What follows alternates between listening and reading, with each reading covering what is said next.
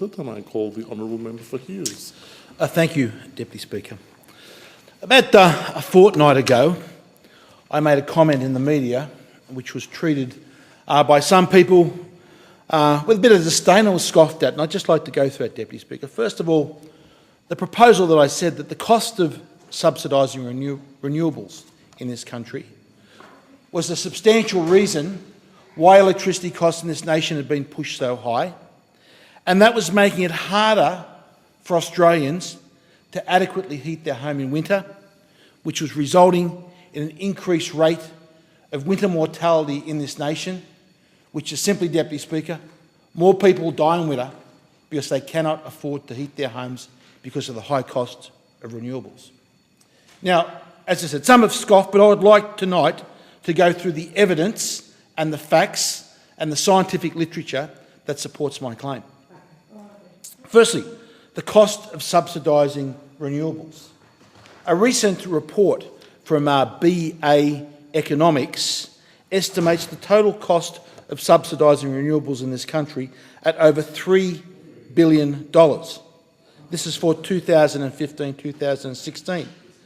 They estimate the cost for the renewable energy target is $2,073 million, made up of the LRET, which is mainly subsidising wind turbines, and of course the small-scale RES, which is $648 million worth of subsidies to solar. Now, important thing to remember is that those subsidies get loaded directly onto consumers' electricity bills.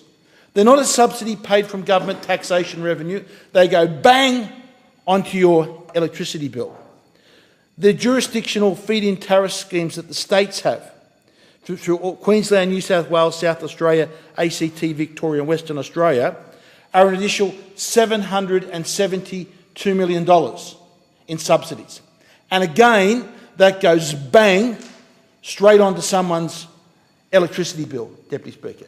And when it comes to the subsidies to solar, of course, that's only in one single year.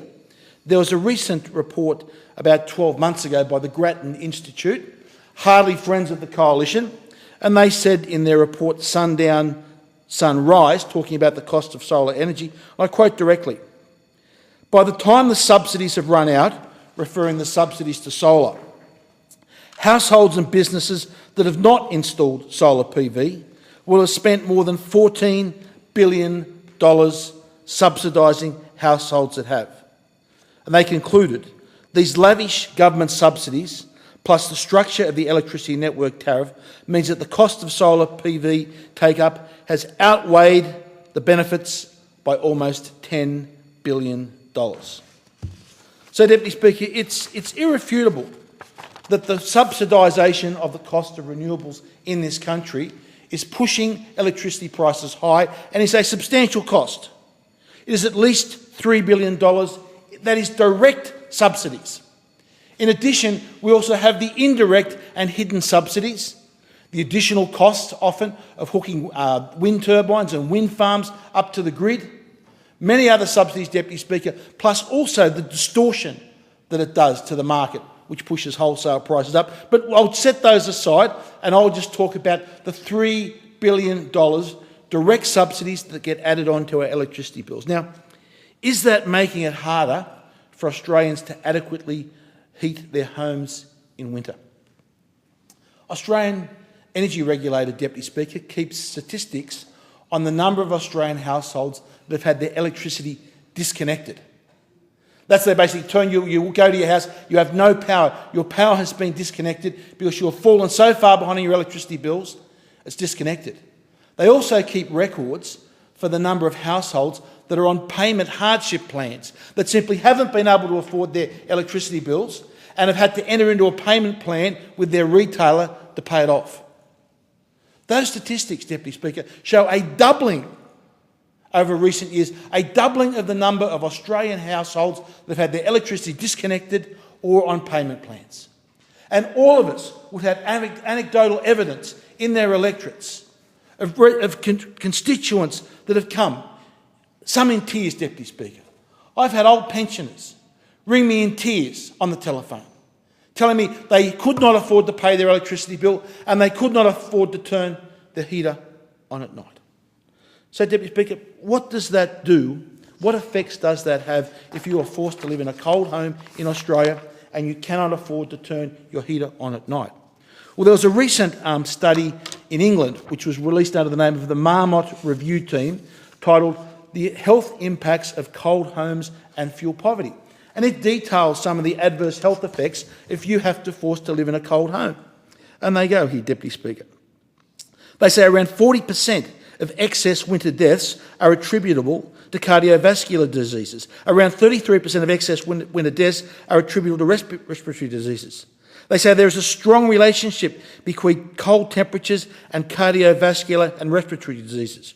Children living in cold homes are more than twice as likely to suffer from a variety of respiratory problems than children living in warm homes.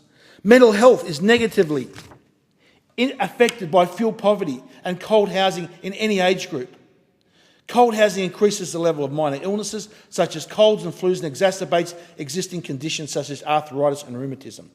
Cold housing negatively affects children's educational attainment, emotional well-being and resilience. And cold housing negatively affects dexterity and increases the risks of accidents and injuries. In fact, Deputy Speaker, in this nation, we have, although a lot of the media that we hear makes us would think that heat is the main concern and the greater killer of Australians, it is actually cold.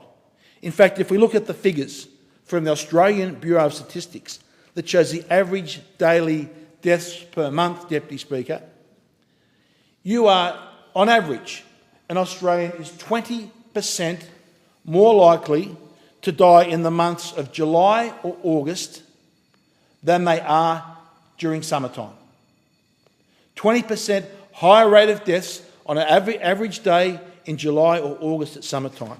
So, Deputy Speaker, on average day, we're looking here around about 380 deaths per day in summer, but in winter, around 450, Deputy Speaker. An extra, around about 20% extra. Now, that 20% extra, Deputy Speaker, there are many reasons why people are more likely to die during a cold winter. But the World Health Organisation, Deputy Speaker, attributes 30% of those deaths to inadequately heated homes.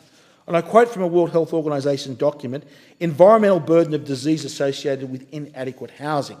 This is the World Health Organisation Regional Office for Europe. And it concludes, the annual burden of disease due to cold homes can be conservatively estimated as a proportion of 30% of excess winter deaths. 30% of excess winter deaths. Now, if we take that figure, Deputy Speaker, and we can apply it to Australia, because we've seen other evidence in other medical reports, Deputy Speaker, that shows the excess winter deaths in Australia are actually more than they are in Nordic countries like Sweden. Because the assumptions of those studies and the professors that have written reports following those studies have said that Australian homes are inadequately heated compared to Swedish homes. We simply do not heat our homes adequately, Deputy Speaker. So if we're looking around about 7,000 excess winter deaths a year, if we attribute 30% of those to cold homes and inadequately heated homes, we are talking over 2,000 Australians die every year because they can inadequately heat their home. And yet what we are doing, we are having policies in this nation that make it harder and harder and harder for Australians to pay their electricity bill. As I've said, Deputy Speaker, it is $3 billion annually that we subsidise renewable energy by, that goes straight onto consumers' bills. And yet, Deputy Speaker, we're going to push that target higher and higher and higher. In fact, the Labor Party even want to copy South Australia and push it to 50%. And we've seen what that does. In the Financial Review last Friday, South Australia now, gold, gold, gold to South Australia. They have the highest electricity prices in the entire world. The entire world. They've even beaten Denmark and Germany, the wind turbine capitals of the world. South Australia now the highest in the world. And Deputy Speaker, is it any surprise that we see in South Australia that they have more deaths from hypothermia than they do in Sweden? I call on good members of the Labor Party. I'm sure in your hearts, your heart of hearts, you cannot see this pain inflicted on your fellow Australians. Please join with me and let's suspend the renewable Order. energy The member's target. time has expired.